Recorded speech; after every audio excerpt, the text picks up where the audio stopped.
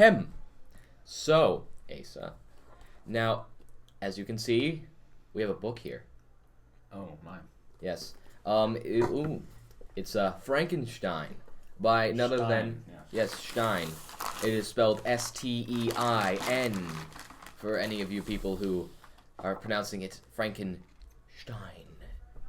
And, it is also fitting that it be pronounced Frankenstein, seeing as that this novel is set in Switzerland. Yes, Switzerland. Home of innovation and... chocolate. It's more Belgian. I was going to say ambiguously French-German people. Very expensive watches. Now then, let's start off on a little background about the tale of Frankenstein. Now, if you are reading the back of the book, it states that this novel comes from 1831. Now, for those of you who don't know the time period, that is right around the Romantic period. Nice. Now, post-Napoleonic times. Yes, nice Napoleonic times. Napoleonic times, the period of Romanticism. Now, this book in particular is considered to be the world's first science fiction novel, believe it or not. Interesting. As it is actually based off of real technology from the time. Now, you see, back in the 1830s in particular, numerous experiments involving electricity and corpses were involved. In fact, this novel in particular is based off of an incident in which a doctor would use electricity to stimulate the muscles of corpses, such as horse heads, frog's legs, and eventually an entire man. So we've moved from alchemy, and now that there's no more ban on dissection, now we're messing with dead bodies because alchemy didn't work. Yep. Well, and be quite frank, we didn't exactly have the greatest idea of what to do with our dead bodies by that time. Depends how many wars you've had. I mean, it's like the man who I think he experimented on, used the muscle stimulation experiment. He was a criminal who was hung, so it wasn't like he just went down to the morgue and say, "Hey, can I have a fresh one?" Right. No decay, just a nice little fresh corpse right off the bobby. Oh no, that was British. Hold on, nice little fresh corpse right off the babby. Oh yeah, Australian. Serve it with some prawns. Some prawns. Get myself a nice little bit of chicken on there. Anyway, accents aside, the novel is written by Mary Shelley, a female author known for... Doesn't sound very Swiss. No, she herself isn't Swiss. Oh, okay. Novel set in Switzerland. Unless you want to pronounce it like Mary I don't even know how Swiss would pronounce that. Where's this author from? I don't... hold on. Sounds like a British name. Yeah, I think she is... She is British. She is strongly associated with her compatriot, Lord Byron. Right. Now, for those of you who don't know, Lord Byron is also a poet from the Romantic period. Was. He is now tragically dead from cholera. Was it cholera? I don't know. I thought it was from being born well over 200 years ago. But no, he died of cholera, I think. Pretty sure it was cholera. Well, I don't know. Some disease. People die from diseases. He died in the Greek. Was it Civil War or War for Independence? It was Revolution, I think. I don't know. It was Greek Revolution. Because he was, again, romanticizing the idea of Greece, the home of democracy, before, the U.S. came and stole that appellation like a bunch of pansies. There's a difference between democracy and democracy. Well, yes. Yeah. America is the home place of democracy, exactly. And Greece is the home place of democracy. He died fighting there because he romanticized said idea. Now, this novel, Frankenstein, comes from the period of romanticization. Now... And are we going to read this novel, or...? We're getting there, Asa! Now, this, despite coming from the Romantic period, is actually considered to be of the gothic genre due to the fact that it's far from romantic. It's kind of actually depressing. Goth. It's comes from the Visigoths and the Goths who sacked Rome, not the kids who wear eyeliner. Well, we could throw a few anachronisms in there. Yeah. Where does that even... Where does, like the Goth fashion even really come from? Emo teenagers. Because, I mean, like, why is it called Goth? Because, I mean, like, the Visigoths and the Goths and the Gothic architecture... I think it might come from, like, Gothic, like, the art style. It's probably just a dark and depressing term with whatever root that language comes from that they applied to depressing teenagers. Huh. Very, very nice. Oh, audio just went a little spike there because I dragged the mic a bit. Good thing it's rubber tip, though. All right. Now, let us begin. Opening the book. Do you want to read the authors and the chronology? We should do one of these in Spanish, just Yeah. for no reason. No reason in Spanish, en español. You want to read the chronology? Hold on. Let's just read the chronology just to get an idea. 1792. William Godwin and Mary Wollstonecraft marry on 29th of March. Mary W. Godwin. Just pickiness, but wouldn't it just be Wollstonecraft because it's still British? It's not German. Don't pester me, Asa. I just so happen to like to pronounce my W's as V's. Now then, William Godwin and Miss Mary Jane Claremont marry on the 21st of December. Miss Claremont brings with her son, Charles, aged 7, and daughter Jane, aged 4, later styling herself Claire, to join young Mary and Fanny Godwin. Who named her Fanny? Seriously, if we're British, then why would you name your child Fanny? Do you know what that means? Same reason that you have the fascist Italian motto, because it didn't mean the same thing back then. Well, I mean, its dome definitely meant this because that's a British. Is it? Maybe it's like Fanny is a fairly common name for women in that era. I mean, maybe it's like the abbreviation of Richard. It's Dick. Similar, I suppose. Yes. I mean, you could have called her End Godwin. But I guess that's a little bit more discreet and less of a name. All right. Now, where were we? Godwin family moved to Skinner Street in 1807, Holborn. On the 3rd of January, Percy Bysshe Shelley, recently married to Harriet Westbrook, starts a correspondence with Godwin, whose ideas he reveres. He becomes a regular visitor to his house in the autumn. During Mary's absence, she has gone for a long stay with the Baxter family in Dundee. Crocodile Dundee. So two people get married, and this other guy's... Then this other guy associates with... Now it's also... The husband. Yes. He's a scientist. Yes. Okay. It also may be important to note that this person who associates with Miss Mary Shelley is a descendant of Mary Wollstonecraft. Okay. She's one of them feminist writers, huh? Don't you go laughing. It's a very serious subject, Asa. Mm-hmm. Very, very, very, very serious. I don't think the microphone appreciates that all too much. Well, no, it feels violated. It's a feminist microphone. 1814. Mary returns home in May and begins a relationship with Percy Shelley. On the 28th of July, So many names. They elope to the continent. They elope it. Taking with them Claire Claremont.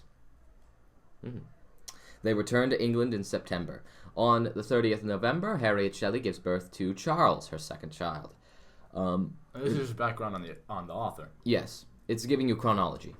1815, in February, Mary gives premature birth to a daughter who dies a few days later. By August, Mary and Percy have settled at Bishopgate, Windsor. In January, Mary gives birth to son William. The family, with Claire, leave England for Geneva in early May. I've got some nice background noise to yes, it's air conditioning. distract. It's fine. It's just a nice little lump of sound that'll just make everything so much nicer. Anyway. They move to Geneva. Ooh, they meet Byron. Geneva, the home of outcasts and refugees. They meet Byron, with whom Claire has already formed a liaison. For those of you Philistines out there, that means they talk. And take up residence to him at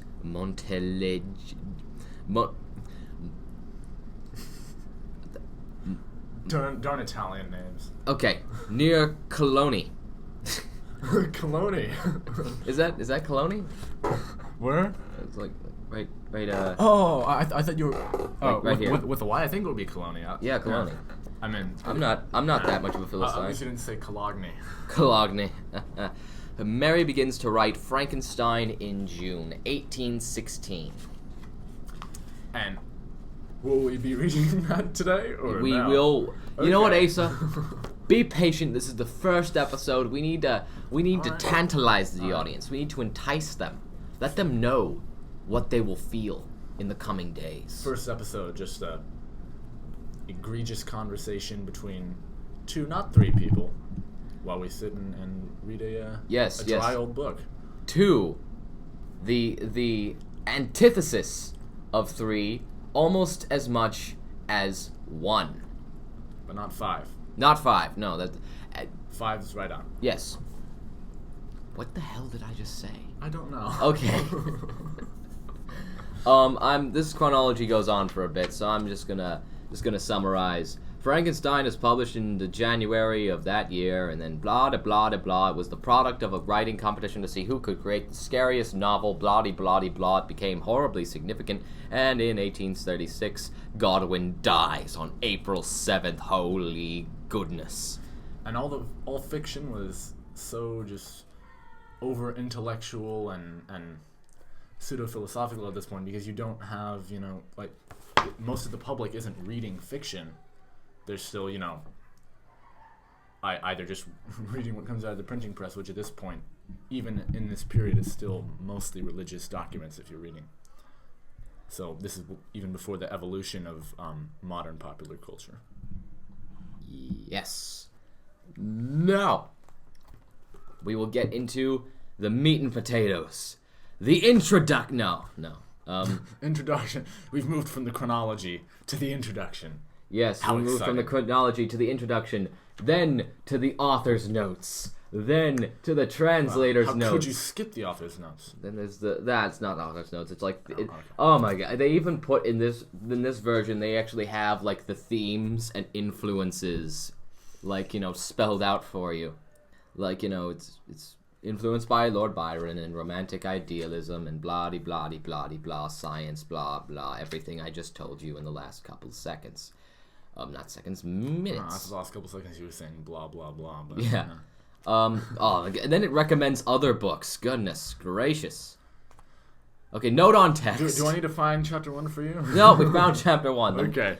Frankenstein, semicolon, or modern day Prometheus. In 3 volumes. Volume 1. London, well, we're not even gonna, 1818. There you go. It's dedicated to William Godwin. And before we endeavor, do we want to hypothesize why the alternate title is Modern Day Prometheus? Why, sure, let us do that, Asa, as we are indulging in the intellectual that this story so deeply endorses. Now, modern day Prometheus. Now, Oh, I'm sure you're certainly more familiar with the content of this novel than I. yes. Now, Frankenstein is the name of the doctor, not the monster, as many smug book nerds will point out with a very, very condescending sneer.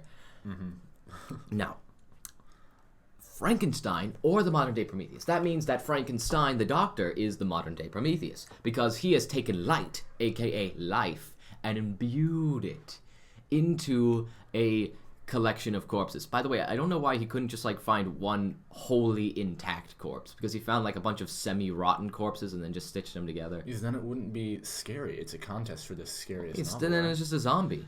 But then then it's It's only partial zombie. Anyway. Yes, that is the meaning of that. For those of you who don't know, Prometheus is the Titan who gave fire to man, defied the gods, and had his liver eaten out by, was it ravens, I think? I think it was ravens in that legend. I don't remember specifically. But it's, it's a lot more painful when your liver happens to, regrow every day. Yes, because, then you have, it's his liver, so I don't think he would have trouble with rejection. But I thought it was like an eagle or something. But author's introduction. Okay. Preface. No more distraction. Volume 1. Volume 1. Letter 1. Let us begin. Letter 2. Letter 3. Letter 4. Chapter 1. Okay. I don't know. I don't believe you. Do you want to read the letters? No, actually, I think I'll pass on those. Unless are they of significance? I think they're of significance because okay. they're marked with page numbers. Or should we just sit here in awkward silence while you pan over the whether or not they're of significance? Well, I mean, the preface is also, and the author's notes are also marked with page numbers, so I think we should just read the letters. Why not? We can get in the first page. St. Petersburg, December 11th, 17. Dash. You will rejoice to hear that with no disaster has accompanied the commencement of an enterprise which you have regarded with such evil forebodings. I arrived here yesterday, and my first task is to assure my dear sister of my welfare and increasing confidence in the success of my undertaking. So, in other words, he's gone to St. Petersburg. Somebody thought that something bad would happen to him, but he's fine. Yes. I am already far north of London, and as I walk in the streets of he just says Petersburg instead of St. Petersburg, which I find odd, but he says... Well, he's from wherever he's from. I'm assuming London, because he's sending this to Miss Salville, England. I am already far north of London, and as I walk in the streets of Petersburg, I want to say St. Petersburg, I feel a cold northern breeze play upon my cheeks, which braces my nerves, and fills me with delight. Do you understand the feeling? This breeze, which has traveled from the regions towards which I am advancing, gives me a foretaste of those icy climes. Inspirited by this wind of promise, my daydreams become more fervent and vivid. I try in vain to be persuaded that the pole is the seat of frost and desolation. It be persuaded that the pole is the seat of... I just repeated myself. It ever presents itself to my imagination as the region of beauty and delight. There, Margaret, the sun is forever visible. The pole? Why does he care so much about the... He's talking about the North Pole, yes? Yes. Its broad disk. He's describing beauty to someone who can't see it. He said that's what we used to do in letters when we didn't take pictures. Of course. Its broad disk just skirting the horizon and diffusing a perpetual splendor. I put emphasis on that one. St. Petersburg isn't that far north from England. It's like, along the same lines. It depends on where you are in England. Like if you're a London boy and you didn't go to Scotland, it's still along very similar lines of longitude. It's only a couple off. It's just hold on. You know what? I'll pull up a map after this session, and then we'll take a look. Okay. We'll judge this man who's been dead for Yeah. Oh well, woman actually. Oh well, the. Okay, whatever. I thought you were talking about the man saying here, or the woman in the... I don't even know who this is. The author? Yes. Okay. There, for your leave, my sister, I will put some trust in preceding navigations. There, snow and frost are banished, and sailing over a calm sea, we may be wafted to a land surpassing in wonders and in beauty every region hitherto discovered on the habitable globe. Its productions and features may be without an example, as the phenomenon of the heavenly bodies undoubtedly are in those undiscovered solitudes. What may not be expected in a country of eternal light? I may there discover the wondrous power which attracts the needle. We will continue that page in a moment. once I clarify the fact that, do you think he's talking about the North Pole? Are you sure he is talking about? I myself am unconvinced. I think he's explained where he was and sort of just went into fancy blabbering about how about the stars. Man, St. Petersburg is amazing. just cool. But, like literally. He can't really be talking about the stars because he said it's the land of eternal light because he's far north and maybe he's not talking about the North Pole. Maybe he's talking about a bunch of Polish people. Yeah, that's what I thought at first, but for some reason I don't think that's what it is. Anyway, also another thing to note, I think he is traveling to the North Pole from St. Petersburg. Also, I just remembered, I think... Well, let me check. Maybe he just has a fetish for the North Pole. I think this version might actually be grouped together with some of Lord Byron's writings. So yeah, I think we are reading a letter. Yeah, we are reading maybe some of Lord Byron's stuff. So, I think after this letter we may as well proceed to Chapter 1, but... Yeah. The way we're going, we won't even get to Chapter 1. Yeah, because it doesn't really... As I predicted, yes. Doesn't really connect too much. Well, you know what? We're about out of time, so... I personally blame I don't even know it. My watch just reset. I don't know what time it is. We have somewhere under 2 minutes. All right. That wraps it up for this episode. Continue with us next time when we finally get into the meat and proverbial potatoes. The meat is real, though. The meat is definitely real. And maybe we might tone down the over-pronunciation of some things. Oh, you know what, Asa? Would you like to read? Would you like your uncharismatic, flat baritone to read this work of pure genius? All right, well, yeah, you can keep rolling your R's if you want. Well, you know what? I'm not even rolling my R's. I'm just making a guttural sound that mimics that of an R roll. Well, okay then. Until next time, ladies and gents.